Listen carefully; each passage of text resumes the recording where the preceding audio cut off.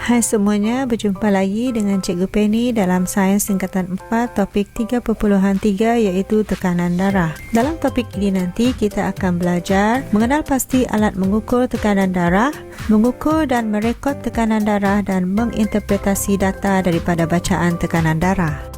Semasa di tingkatan 3, kita telah pun belajar tentang pengukuran tekanan darah. Apakah itu tekanan darah?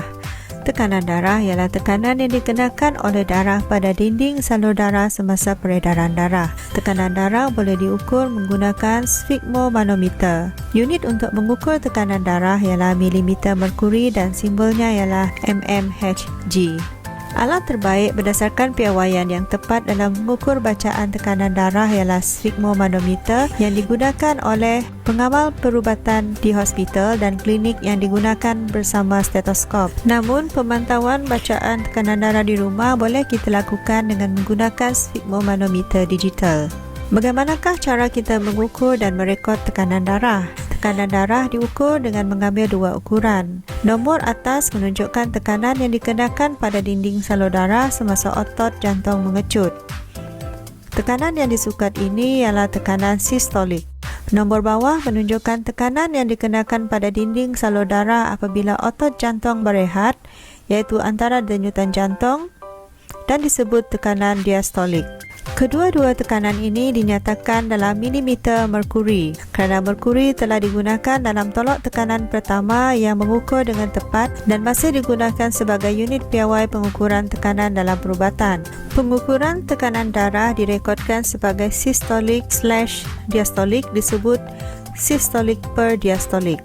Pengukuran tekanan darah yang berkala dapat membantu kita untuk mengukur tahap kesihatan badan. Bacaan tekanan darah yang tinggi dan berlarutan menunjukkan bahawa kita mempunyai penyakit tekanan darah tinggi atau hipertensi. Bacaan tekanan darah yang rendah dan berlarutan menunjukkan kita mungkin mengalami penyakit tekanan darah rendah.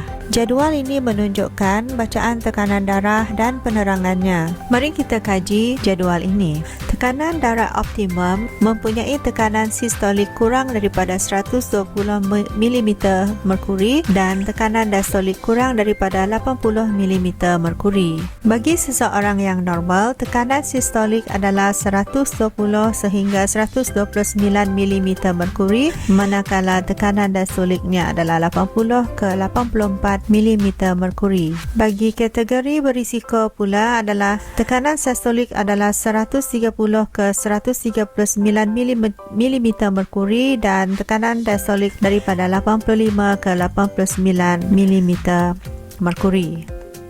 Tekanan darah tinggi peringkat 1 mempunyai tekanan sistolik 140 ke 159 mm merkuri dengan tekanan diastolik 90 ke 99 mm merkuri. Tekanan darah tinggi peringkat 2 pula dengan tekanan sistolik 160 ke 179 mm merkuri dengan tekanan diastolik 100 ke 109 dan tekanan darah tinggi peringkat 3 mempunyai tekanan sistolik 180 ke atas dengan tekanan diastolik 110 dan ke atas milimeter merkuri.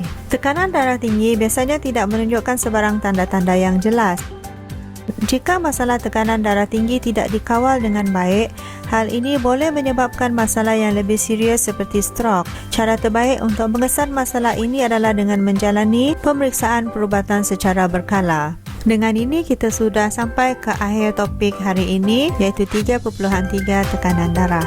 Jumpa lagi di dalam topik yang seterusnya. Semoga sehat selalu.